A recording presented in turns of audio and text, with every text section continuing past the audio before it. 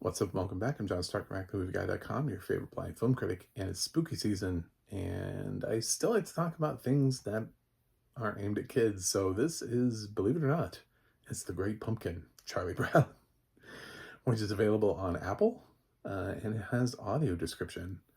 Um, so you can watch it.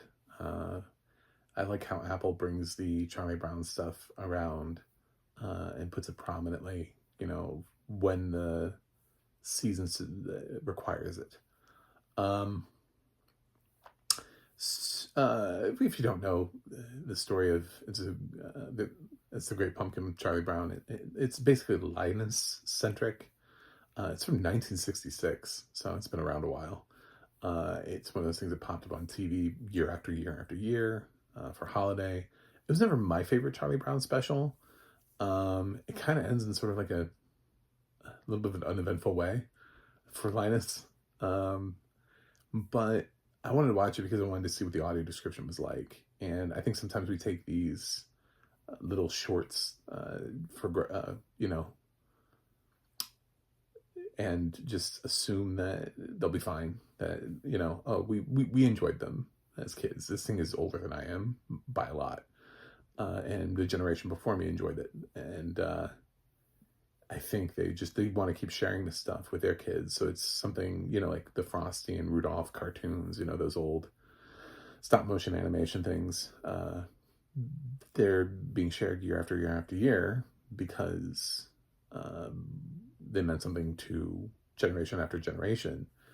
And it's like, what is the audio description like, though? And I think that's probably the big thing to talk about here. But just as a cursory, it's 25 minutes long. So it's just Linus believes in something called the Great Pumpkin, which is like Santa, but for Halloween, who is going to come. And Lucy thinks he's stupid. Sally thinks he's cute. And Charlie Brown is almost irrelevant for this plot. Snoopy does a thing with his whole going after the Red Baron thing that's worked sort of awkwardly into the storyline and has really no bearing on anything that has to do with Halloween. But they need to give Snoopy something to do, I guess. So he's flying in airplanes and surviving World War II or World War One. I'm not even sure. He's trapped behind the enemy lines in France and fighting. And it's hilarious to hear the audio description because the audio description takes it all literally and seriously. He's in Saving Private Ryan without the cartoonish aspect of it. And I was thinking about that. I was like, it's really if you take it in context, it feels like he's in the middle of All Quiet on the Western Front. We're totally changing to something else, and it's not this imaginative thing, and I don't think we got enough of that in the audio description. I think it really it even mentions a sign in France, and I don't know. I found it really intriguing how the audio description just handles Snoopy's fever dreams, or imaginations, or whatever you want to call them. But the rest of it is just kind of Linus waiting for the Great Pumpkin out in a pumpkin patch, and Sally's there with him, and she wants to believe in Linus, and she wants to see the Great Pumpkin with Linus, and then Linus is out there freezing his butt off, and the Great Pumpkin's still not there. He writes a letter to the Great Pumpkin, and it's something everything. It's it's a weird message to send to kids. If you have hope in something, because he doesn't even really it's not about not seeing the Great Pumpkin. It's more about having hope, endless hope in something, even when it gives you nothing in return, which feels actually more like a faith-based thing. Just keep having faith. Even though you may not see any returns in the end, if you have faith, that's really all you need. And then it's what am I having faith for? I think that's sort of Linus's thing, is that I always remember that parable about the man who was sent. What was he? Yeah, his house was drowning or whatever, and he was sent the boat and the helicopter, helicopter or whatever. Like he was sent like 3 things, and the guy was praying for God to save him from the flood, and like there were like 3 different things that came and got him, and then he died, and then he asked God, he was like, God, why didn't you save me from the flood? He's like, I sent you, this, and this. you know. So,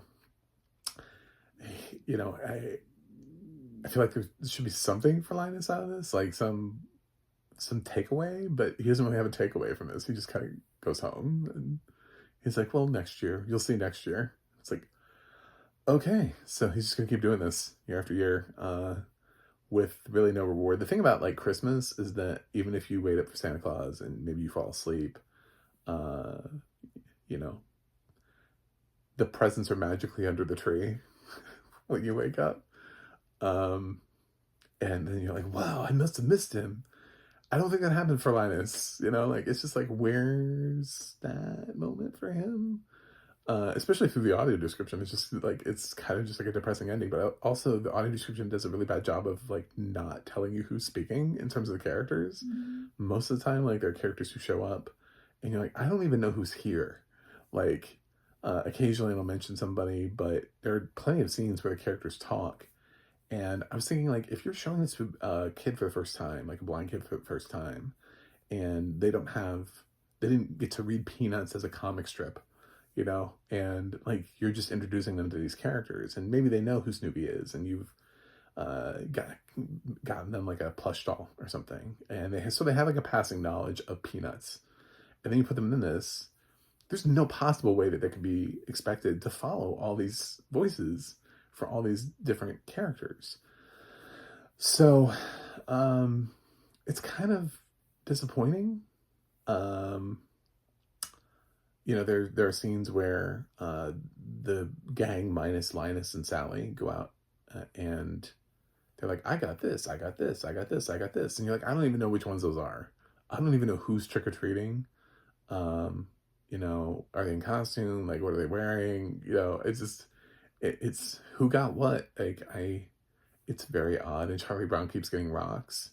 I assumed it was Charlie, but you didn't find out later on until he goes to Linus and he's like, Charlie, and it actually like labels Charlie Brown in that scene, and then he mentions that he was the one that got rocks. And you're like, okay, so you were the one that. Well, who's the one that got like 3 cookies? It's just like, it doesn't really. It just kind of is like, well, whatever. Cool. All right. So yeah, I was really underwhelmed by the audio description track to this. I like the narrator's voice. I think she is a nice choice for children's stuff, but it's like, was this the best pass we could make on this? This was it. Like, everybody sat down and we were like, okay, so we're describing a classic. I think the problem is that when you describe something you've seen too many times, you take too many things for granted. And I try to always remind myself of that when I'm reviewing something I've seen before. And I'm trying to think about, like, okay, so especially for things that you would show to little kids, maybe a kid who was born blind who's never seen anything before, does this work? I don't think it does. And I think that's a problem. So that's my hot take, is I'm not sure this works for the current intended audience. I think it's enough for adults who are feeling nostalgic and who used to be able to see and remember what the Peanuts characters look like, and maybe even saw this at one point in their life, maybe when they were a kid, and they're sitting there, and so they want to watch it with their kid. Maybe their kid is sighted, the parent's not, and they're getting the audio description, and their kid is able to see it. I mean, like, there are other situations in which this could work, but all of them point back to, you probably should have a actual visual knowledge of the source material. And without that, I'm not really sure that this helps. So to somebody who has nothing to refer to, maybe who's a kid who's seeing this for the very first time, I don't think it works. But as a special, I mean, it's a classic. It's not my favorite of the Peanuts. Sorry, I know for a lot of people it is their favorite. It's not my favorite of the Peanuts, butter, and peanut butter. That was bound to happen. Um, this is my favorite of the peanuts. But that's what I was trying to say, and then I put Um, it's at least, I mean, it's earned its solid status. You don't keep watching something since 1966 for no reason whatsoever, because it has no fans. So, to grade this, I don't even know how to grade this anymore. Like, how do I grade something that's been a holiday special since 1966? Knowing that I do like other Peanuts things better, and the audio description was not great. I'm gonna give it a B+. So that's it. Thanks for watching. Thanks for subscribing, and I hope you're enjoying your spooky season. I'll see you guys on the other side.